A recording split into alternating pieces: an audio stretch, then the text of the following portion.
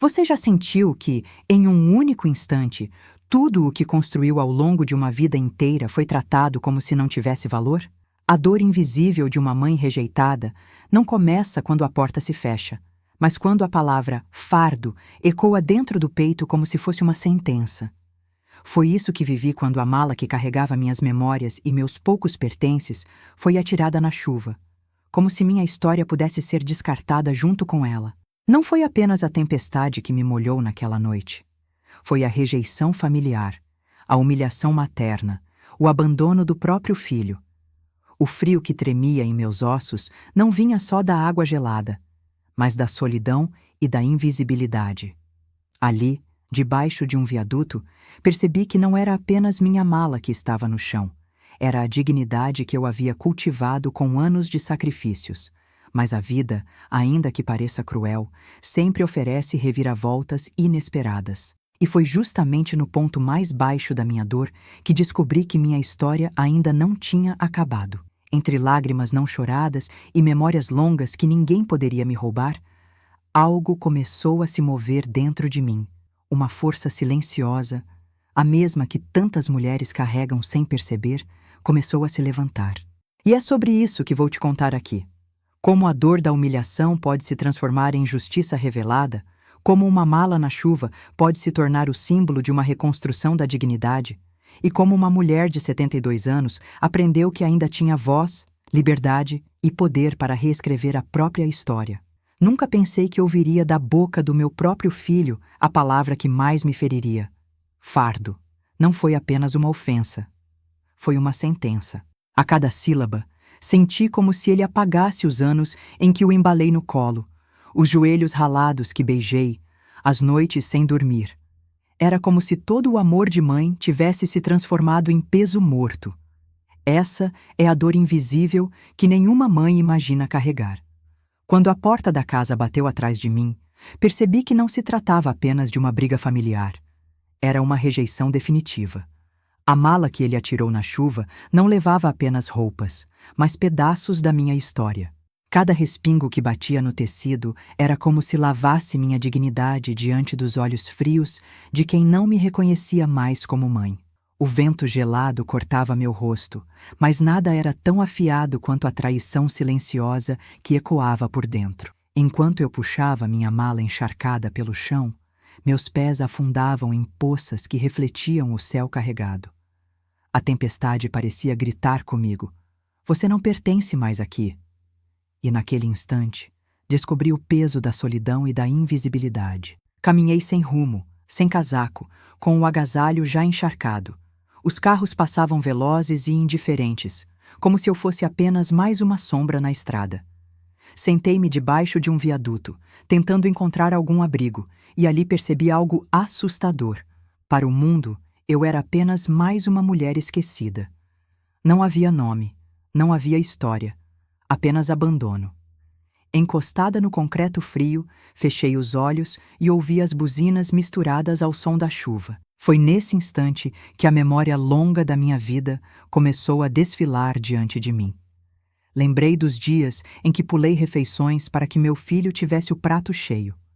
Recordei os cadernos escolares que comprei com sacrifício, as noites de febre em que fiquei acordada ao lado dele. Tudo isso parecia ter evaporado em um só gesto cruel. Não chorei naquela noite, porque até as lágrimas pareciam congelar. Mas dentro de mim crescia uma mistura perigosa, a dor invisível da rejeição familiar e uma força silenciosa que, embora frágil naquele momento, não queria se render. É como quando você cai no fundo do poço e descobre que o único jeito é olhar para cima, mesmo sem saber como subir. O barulho dos pneus levantando água nas poças me lembrava o quanto a vida podia seguir sem se importar com quem ficou para trás. Eu me sentia descartada, apagada. Mas, ao mesmo tempo, dentro do peito havia algo queimando, uma resistência que nenhuma tempestade conseguia apagar. Talvez fosse isso que me mantinha de pé. A ideia de que eu ainda existia, mesmo que quisessem me transformar em nada. Ali, sob o viaduto, percebi que a verdadeira crueldade não era estar na rua, mas ser apagada da memória de quem mais amei. Essa culpabilização injusta, ser tratada como incapaz, como peso morto, doía mais do que o frio ou a roupa molhada. Porque quando um filho nos abandona, não é apenas o corpo que sofre, é a alma que se parte. E foi nesse momento, na noite mais escura, que uma semente foi plantada dentro de mim. Uma semente de renascimento que ainda não entendia, mas que germinava silenciosa. Eu não sabia que a vida estava prestes a virar a página, mas aprendi algo essencial. Até a chuva que nos derruba pode ser o prenúncio da colheita que virá depois. Quando pensei que ninguém mais se lembrava de mim, ouvi passos medidos, diferentes dos que passavam apressados. Levantei os olhos e, por um instante, achei que estivesse sonhando. Era Viviane, minha irmã mais nova, que eu não via há anos. O cabelo dela estava encharcado, a maquiagem havia desaparecido, mas seus olhos brilhavam como se fossem faróis em meio à tempestade. Ela não disse nada a princípio. Apenas se ajoelhou ao meu lado, afastou o cabelo molhado do meu rosto e segurou minha mão. Foi o primeiro toque humano que senti em semanas. Um gesto simples, mas poderoso, capaz de curar parte da dor invisível que carregava. Aquele momento me fez lembrar que, mesmo na solidão mais dura, ainda existem vínculos que o tempo não consegue apagar. Viviane sempre foi fogo, enquanto eu era mais água. Ela se indignava diante das injustiças. Eu engolia para manter a paz. Naquela noite, percebi como nossas diferenças se completavam. Ela não perguntou o que havia acontecido, não pediu explicações. Apenas me ajudou a levantar e carregou minha mala ensopada como se fosse um troféu resgatado da guerra. Entramos em seu carro alugado. O aquecedor estava no máximo e um cobertor macio envolveu meus ombros. Viviane me entregou uma garrafa térmica de chá quente, cheiroso de mel e hortelã. Esse simples gesto, o chá quente da irmã, aqueceu não apenas meu corpo, mas também minha alma, lembrando-me de que ainda havia lugar para cuidado e dignidade. Seguimos pela estrada quase em silêncio, interrompido apenas pelo barulho do limpador de para-brisa. Eu olhava para ela de vez em quando e via a mesma postura firme da juventude. Viviane não precisava falar. Sua presença dizia tudo. Você não está sozinha. Era como se, naquele instante, a vida tivesse me devolvido a mão que eu acreditava ter perdido para sempre. Quando chegamos a um motel nos arredores de Brasília, ela me entregou a chave do quarto e uma sacola com roupas secas. Entrei no banheiro e me vi no espelho depois de um banho quente. As lágrimas vieram, não de tristeza, mas de alívio. O vapor embaçava meu rosto como se apagasse as marcas da humilhação e me desse a chance de recomeçar. Viviane esperava no quarto, mas não fez perguntas. Apenas ajeitou as roupas sobre a cama e disse: "Amanhã vamos para Florianópolis." Ela falava com a firmeza de quem já tinha traçado o caminho. Eu não discuti. Pela primeira vez em muito tempo, aceitei ser conduzida, porque havia encontrado um porto seguro. Naquela madrugada, deitada em uma cama limpa, percebi algo. A vida é feita de pontes inesperadas. Eu havia sido jogada na chuva como um peso morto, mas agora estava no caminho de uma reconstrução. Não sabia o que me aguardava, mas tinha certeza de que aquela noite seria lembrada como o ponto em que minha história começou a mudar. E é curioso como, quando estamos na escuridão, um gesto de cuidado pode se tornar a centelha de um renascimento. O abraço de uma irmã, o calor de um chá, o simples ato de dizer "vem comigo" são suficientes para reacender a chama. E foi assim que percebi. Eu ainda tinha valor, e minha voz ainda podia ser ouvida. Na manhã seguinte, o céu ainda guardava restos da tempestade, mas dentro de mim algo começava a clarear. Viviane me chamou cedo, já arrumada, como quem sabia exatamente para onde ir. Não havia espaço para dúvidas no tom de sua voz. Quando entramos no carro, percebi que ela não apenas me resgatava daquela noite, mas estava me conduzindo a um futuro que eu ainda não conseguia imaginar. A estrada até Florianópolis parecia longa, mas cada quilômetro representava um distanciamento da dor invisível que eu havia vivido. Eu me lembrava das palavras peso morto ecoando em minha mente, mas ao olhar para minha irmã ao volante, comecei a pensar: talvez eu não fosse um fardo. Talvez eu ainda pudesse recomeçar. Paramos em um posto de gasolina e Viviane saiu sozinha. Quando voltou, trouxe um sanduíche, café fresco e uma pasta grossa nas mãos. Colocou-a sobre meu colo sem cerimônias. Abri devagar e, para minha surpresa, encontrei documentos que mudariam tudo.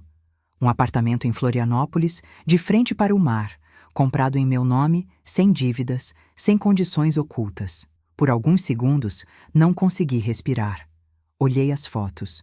Varanda aberta para o oceano, cozinha clara, um quarto de hóspedes arrumado como se esperasse alguém querido. Meus olhos marejaram, não pela tristeza, mas pela sensação de dignidade recuperada. Depois de tanto abandono do próprio filho, alguém estava me devolvendo a chance de me sentir dona da minha própria vida. Viviane não parou por aí. Entre as páginas, havia também o comprovante de uma conta poupança recém-aberta, com dinheiro suficiente para me dar estabilidade.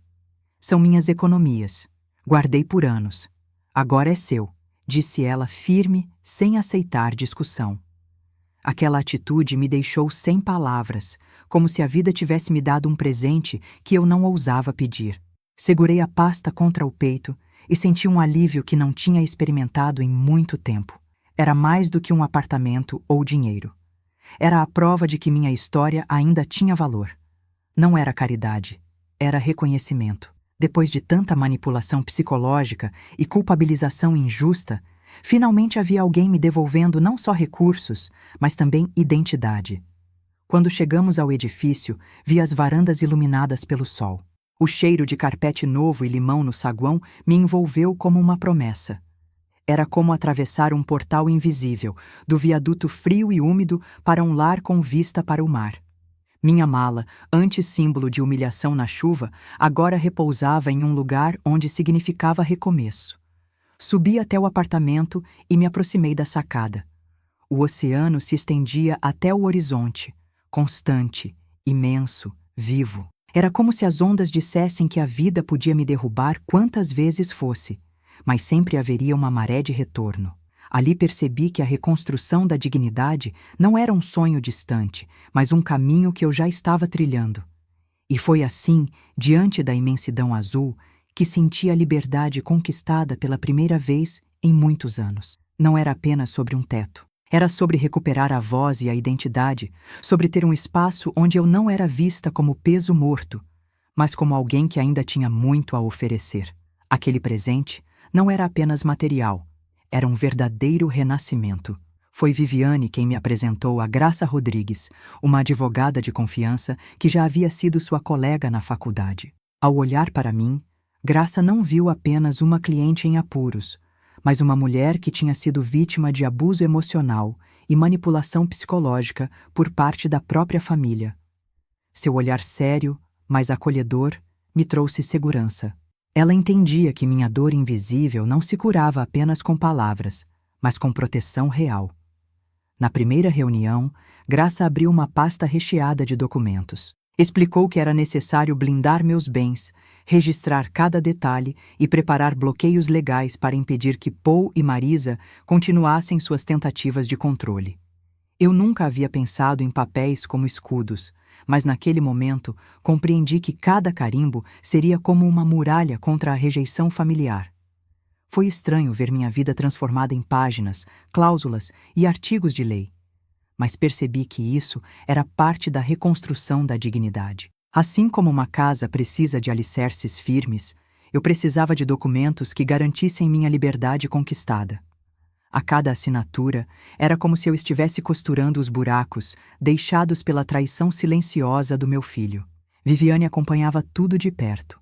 Ela não me deixava sozinha nem por um segundo, e sua presença era uma mistura de força silenciosa e ternura. Eles vão tentar de novo, dizia, mas desta vez estaremos prontas. Suas palavras não soavam como ameaça, mas como promessa. Era a primeira vez que eu sentia que não precisava enfrentar a tempestade sozinha. Graça também contratou, discretamente, um investigador particular. Ele monitorava qualquer tentativa suspeita em meu nome.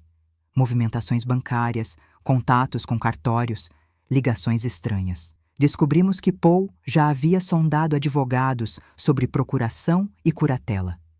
Saber disso doía, mas ao mesmo tempo me fortalecia. Era a prova de que eu não estava paranoica, e sim vivendo uma manipulação real. Nessa fase, aprendi algo importante. Proteção não é apenas jurídica, é também emocional. Comecei a anotar tudo em um caderno que Viviane me deu. Cada ligação, cada gesto, cada palavra. Era a minha memória longa transformada em arma.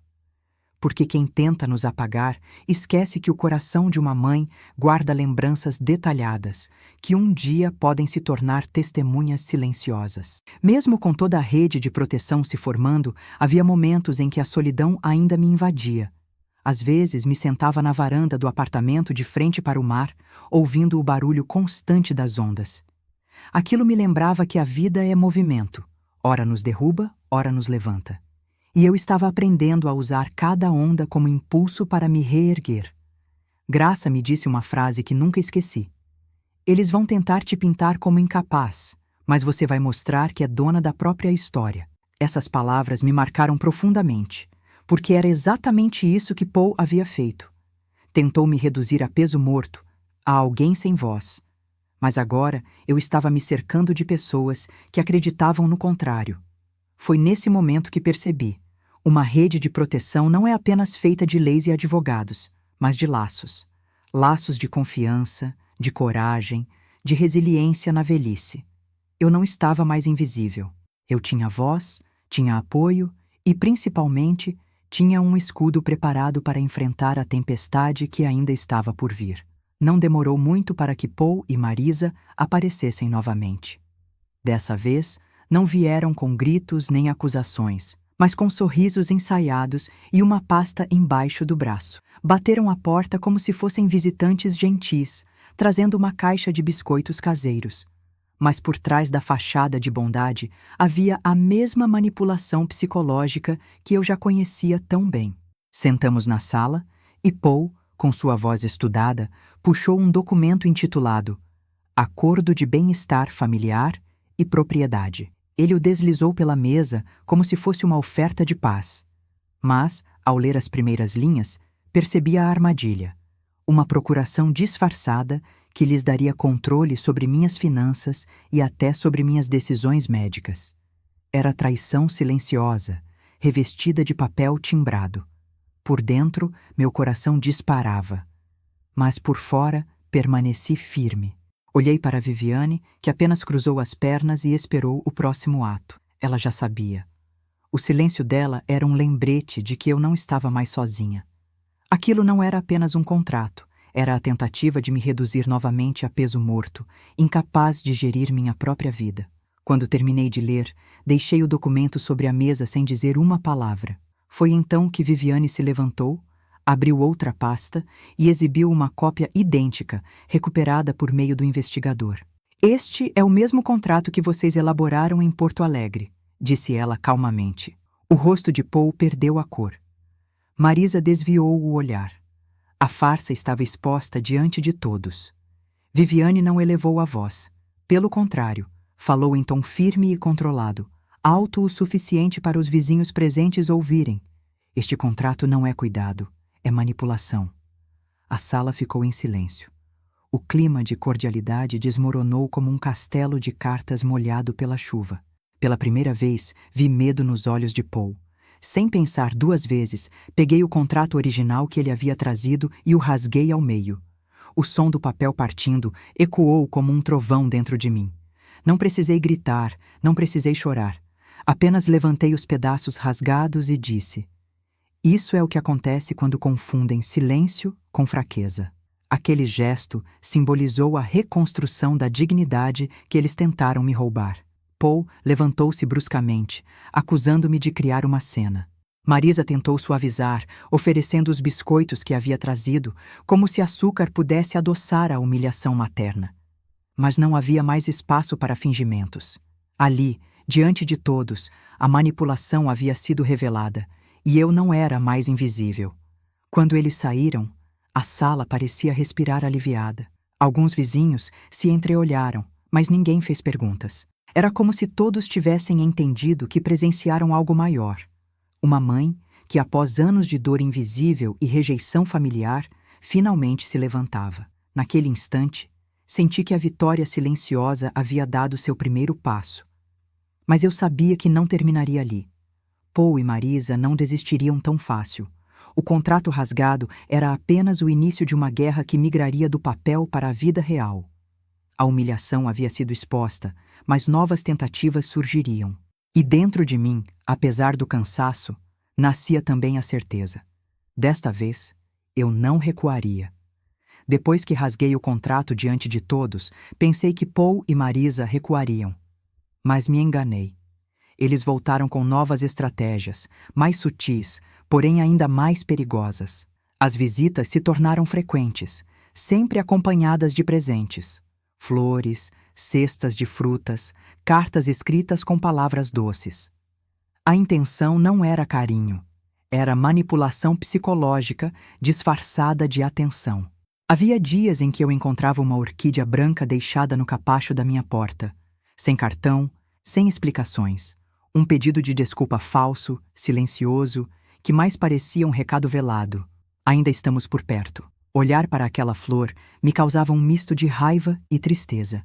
A beleza dela escondia a mesma dor invisível que eles tentavam me impor. Em outras ocasiões, Paul surgia com sacolas de comida, falando em cuidar de mim, como se fosse uma obrigação dele controlar meus passos. Marisa aparecia com sorrisos ensaiados, chamando-me de mãe novamente, como se as palavras pudessem apagar a rejeição familiar que me atirou para fora de casa. Era uma chantagem emocional constante que buscava me fragilizar. Foi nesse momento que percebi que precisava ir além da proteção jurídica. Comecei a registrar tudo, cada visita, cada palavra, cada gesto. Com a ajuda de Viviane e Graça, instalei um pequeno gravador que captava até as conversas mais banais. Transformei minha memória longa em arquivo concreto, porque sabia que cedo ou tarde essas provas seriam necessárias. A pressão aumentava não apenas nas visitas. Descobrimos tentativas de alteração do meu endereço bancário e até pedidos de curatela falsa em meu nome. Paul e Marisa queriam construir a imagem de que eu era incapaz de gerir minha vida. Essa culpabilização injusta doía mais do que qualquer assinatura em papel, porque era como me condenar a um silêncio forçado. Cada vez que eu os via tentando me dobrar, algo dentro de mim se fortalecia. Era como se o peso morto que eles jogaram sobre minhas costas se transformasse em peso de treino. Eu estava ficando mais firme, mais consciente, mais pronta para enfrentá-los. A resiliência na velhice, que tantos subestimam, se tornava meu escudo. Nas noites de insônia, eu me sentava na varanda do apartamento de frente para o mar. O som das ondas me lembrava que até as marés mais violentas passam, mas deixam lições. Eu pensava na mala na chuva, no viaduto frio, e percebia que aquela dor havia se tornado meu combustível. Eles não sabiam, mas estavam me ensinando a lutar. Ainda assim, havia dias em que me sentia cansada. O abuso emocional mina a alma de forma sorrateira. Nessas horas, o chá quente da minha irmã era mais do que conforto. Era um lembrete de que eu não estava sozinha. Pequenos rituais como esse mantinham minha dignidade em pé, mesmo quando o mundo tentava me reduzir ao invisível. A escalada da pressão deixou claro que Paul e Marisa não recuariam, mas também deixou claro que eu não estava mais indefesa. Eu não era a mulher do viaduto, tremendo de frio e abandono. Eu era alguém em reconstrução, com provas, com apoio, com voz. E sabia que a virada estava próxima. Uma virada que mudaria não só minha vida, mas também meu legado. Foi nesse ponto da minha jornada que percebi que não bastava apenas me defender. Eu precisava transformar a dor em algo maior, algo que ninguém pudesse roubar. Com a ajuda de Viviane e Graça, nasceu a Fundação Ruth Teixeira. O nome não era apenas um registro jurídico, era a marca de uma mulher que se recusou a ser apagada. Era como fincar uma bandeira na própria história. A fundação tinha um propósito claro: ajudar mulheres idosas que, como eu, haviam sido vítimas de rejeição familiar, abuso emocional e manipulação psicológica. Eu sabia que existiam muitas malas na chuva, espalhadas por aí, carregadas por mães e avós descartadas. Criar esse espaço era como dar voz a todas elas, como dizer em alto e bom som: nós não somos peso morto. Registrar a fundação foi mais do que um ato legal, foi uma libertação. Cada cláusula escrita, cada assinatura, era um tijolo erguido contra a humilhação materna que eu havia vivido.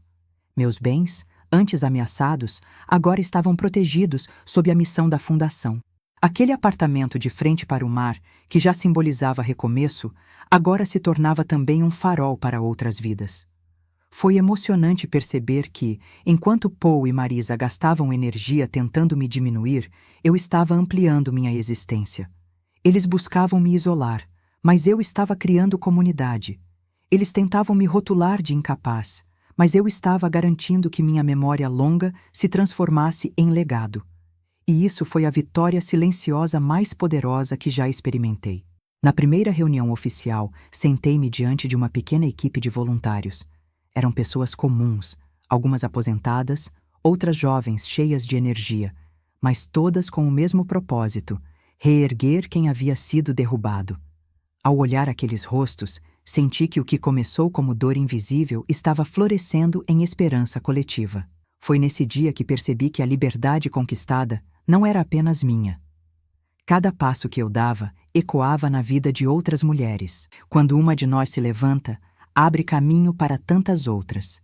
E foi ali, no coração da fundação, que senti o verdadeiro renascimento. Não apenas como mãe, mas como mulher, como ser humano que ainda tinha muito a oferecer. O impacto foi imediato. Notícias começaram a circular, vizinhos me abordavam, pessoas que eu nunca conheci vinham agradecer. Era como se a vida tivesse transformado minha mala encharcada na chuva em um estandarte erguido contra a injustiça. Aquilo que antes simbolizava rejeição, agora simbolizava resistência. No entanto, não se tratava de vingança. A Fundação Ruth Teixeira não nasceu para ferir Paul e Marisa, mas para curar aquilo que eles não souberam valorizar. Porque, no fim, a maior justiça revelada é quando mostramos que o mal que tentaram nos impor serviu para gerar algo infinitamente maior. Era minha forma de plantar macieiras. Talvez eu não visse todos os frutos, mas alguém os colheria. E foi nesse momento, olhando para a placa da fundação recém-instalada, que entendi. Eles poderiam tentar apagar meu nome dos papéis, mas nunca da história. Porque, a partir dali, minha vida estava costurada em algo que ninguém poderia manipular. O que começou com humilhação materna agora se transformava em força silenciosa e em um legado que sobreviveria a qualquer tempestade. O convite chegou em uma mensagem curta e educada. Paul dizia que queria me ver, que as crianças sentiam minha falta, que poderíamos recomeçar. As palavras eram doces demais para não esconderem veneno. Mesmo assim, aceitei. Não por ingenuidade, mas porque sabia que, às vezes, a verdade só se revela quando olhamos nos olhos de quem tenta nos enganar. Naquele domingo, vesti um vestido azul marinho e prendi meu cabelo com cuidado. Não queria parecer frágil, nem arrogante. Queria apenas ser eu mesma, a mulher que eles insistiam em reduzir a fardo, mas que agora carregava dentro de si uma força silenciosa. Levei apenas um envelope fino na bolsa, mais poderoso que qualquer discurso ensaiado. Quando entrei na casa, nada parecia ter mudado. A mesa arrumada, os talheres alinhados, os sorrisos forçados. Marisa veio me abraçar, chamando-me de mãe, como se a traição silenciosa nunca tivesse existido. As crianças estavam quietas, arrumadas demais, como se participassem de uma encenação. Tudo era perfeito demais, e essa perfeição doía mais que a própria rejeição. O jantar começou com conversas triviais. Paul falou sobre trabalho, Marisa sobre as notas das crianças. Eu apenas assentia, respondendo com frases curtas. O clima era de aparente harmonia, mas por baixo da mesa havia correntes invisíveis tentando me prender de volta ao lugar de submissão. Eles queriam me ver ceder, queriam me ver esquecer. Foi na sobremesa que a máscara caiu. Paul recostou-se na cadeira e disse: Mãe, precisamos conversar sobre algumas decisões, principalmente sobre herança. As palavras soaram suaves, mas eram lâminas afiadas. Marisa completou: queremos apenas evitar arrependimentos. Eu respirei fundo e, naquele instante, soube que era chegada a hora. Abri minha bolsa calmamente e deslizei o envelope pela mesa. Também preparei algo, disse em voz firme. Paul o abriu com expectativa, mas seu rosto rapidamente endureceu. Dentro estava o adendo legal da Fundação Ruth Teixeira, documento que tornava irrevogável a transferência de meus bens para a instituição. Ali estava a prova de que eles haviam perdido o controle. O silêncio que se instalou foi pesado. Marisa tentou sorrir, mas o gesto se quebrou no meio. Paul engoliu em seco, olhando para mim como se não reconhecesse a mulher diante dele. A mesma mãe que ele havia jogado na chuva agora devolvia, com serenidade, a justiça revelada. Naquele momento, percebi que a força não precisa de gritos. Ela pode estar na calma que desmonta mentiras. Levantei-me devagar, agradeci pelo jantar e disse que estava de saída. Paul tentou me seguir até a porta, chamando meu nome em voz baixa. Eu me virei apenas uma vez e respondi: você não perdeu meus bens, Paul. Você perdeu minha confiança.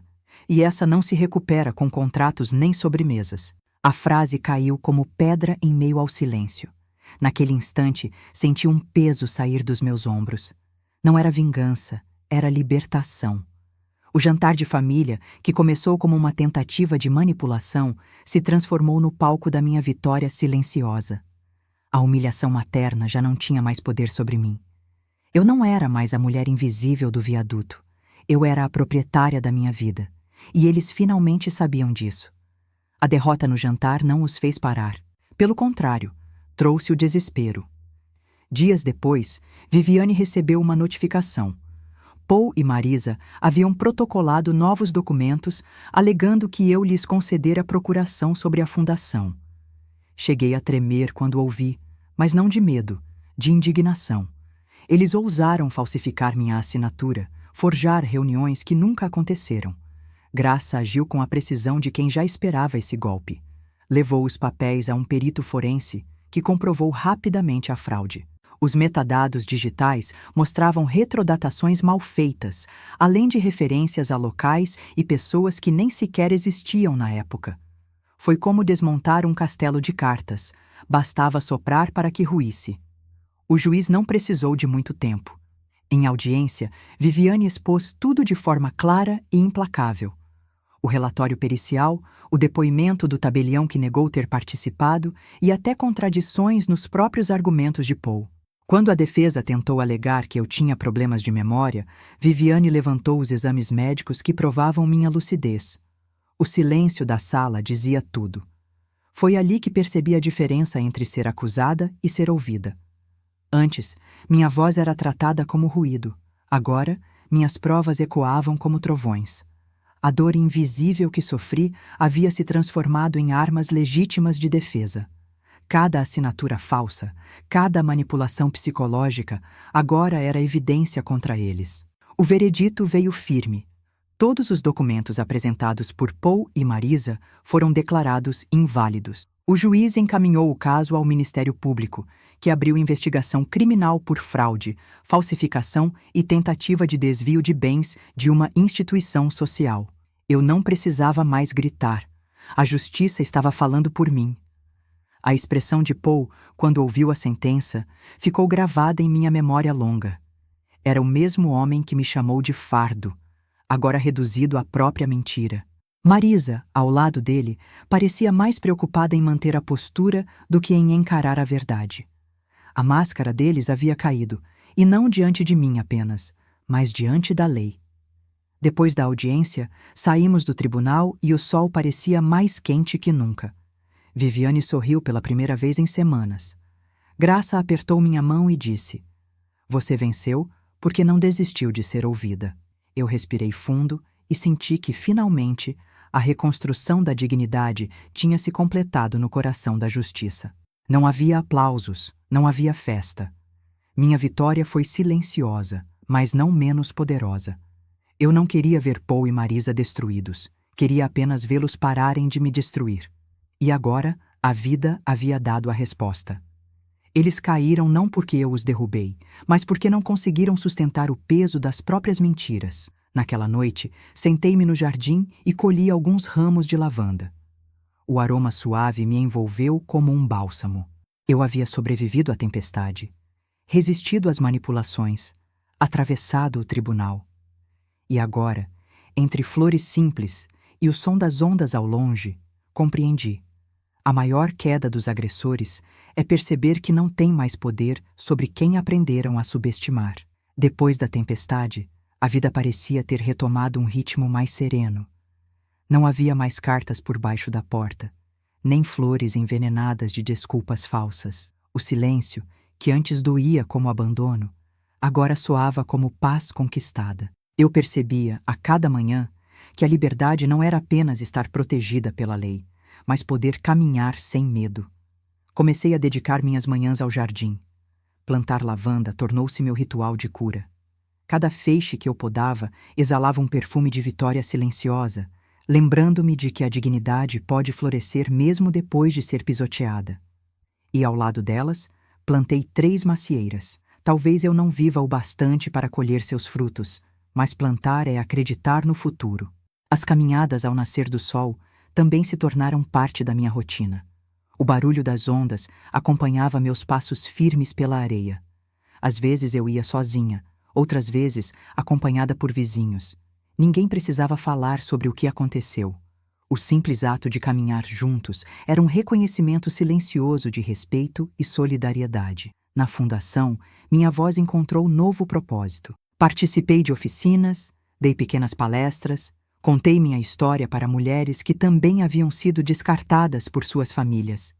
Vi nos olhos delas a mesma dor invisível que um dia me consumiu.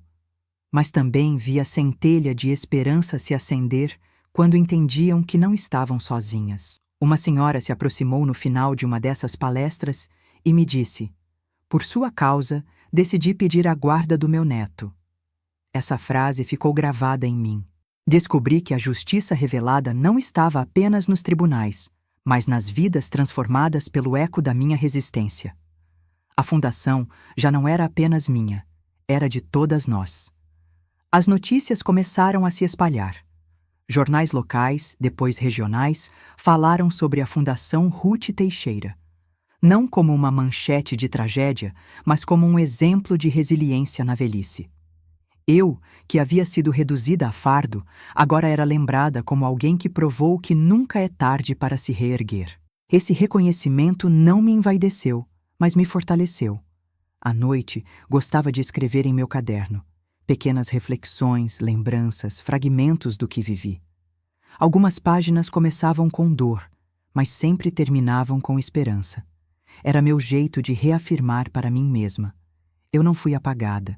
Eu reescrevi minha história, e dessa forma, cada palavra era um tijolo no muro que me separava da sombra do passado. Paul e Marisa desapareceram das manchetes, das tentativas e até da minha porta. Nunca ouvi um pedido sincero de perdão, e talvez nunca ouça. Mas compreendi que o verdadeiro renascimento não depende do arrependimento de quem nos feriu, e sim da decisão de seguir em frente. E eu havia escolhido viver, não apenas sobreviver. Hoje, quando me sento na varanda e olho para o mar, sinto que cada onda que bate é um lembrete. Nada pode apagar quem se recusa a desaparecer. Minha mala, antes encharcada na chuva, virou símbolo de resistência. E minha vida, antes marcada pela humilhação materna, agora é testemunho de que até as dores mais profundas podem florescer em liberdade conquistada. Se existe algo que essa jornada me ensinou, é que ninguém é pequeno demais para se levantar diante das maiores tempestades. Por mais que tentem nos reduzir a fardo, à invisibilidade ou ao silêncio, sempre existe uma força escondida esperando para emergir. Essa força pode se manifestar em um gesto simples, um chá quente, uma palavra de apoio, uma memória que se recusa a ser apagada. Quantas vezes você já se sentiu descartado, tratado como se sua história não tivesse mais importância? Talvez a vida tenha tentado te empurrar para o viaduto da solidão, mas lembre-se, você ainda pode reescrever sua trajetória. Não é sobre vingança, é sobre dignidade. Não é sobre destruir quem te feriu, é sobre garantir que eles nunca mais possam te destruir. A verdadeira vitória não acontece apenas no tribunal, mas dentro de nós, quando escolhemos não nos calar. Foi assim que transformei minha dor invisível em justiça revelada e minha humilhação materna em força silenciosa. Você também pode transformar as cicatrizes em sementes. Sementes que florescem em liberdade conquistada, em voz recuperada, em renascimento. E agora eu te pergunto: o que você faria no meu lugar? Continuaria permitindo que os outros escrevessem sua história ou pegaria de volta a caneta da sua vida? Pense nisso, porque talvez hoje seja o dia em que você traça a linha e decide nunca mais ser apagado. Se essa história tocou você de alguma forma, eu te convido a deixar seu comentário. Compartilhe sua opinião, conte sua experiência ou simplesmente diga o que sentiu. Quero muito ouvir a sua voz, porque ela importa. E não se esqueça, inscreva-se no canal e ative as notificações. Aqui você sempre encontrará histórias que inspiram, que provocam reflexão e que lembram uma verdade fundamental: você não é invisível. Você ainda está escrevendo sua história e o melhor capítulo pode começar agora.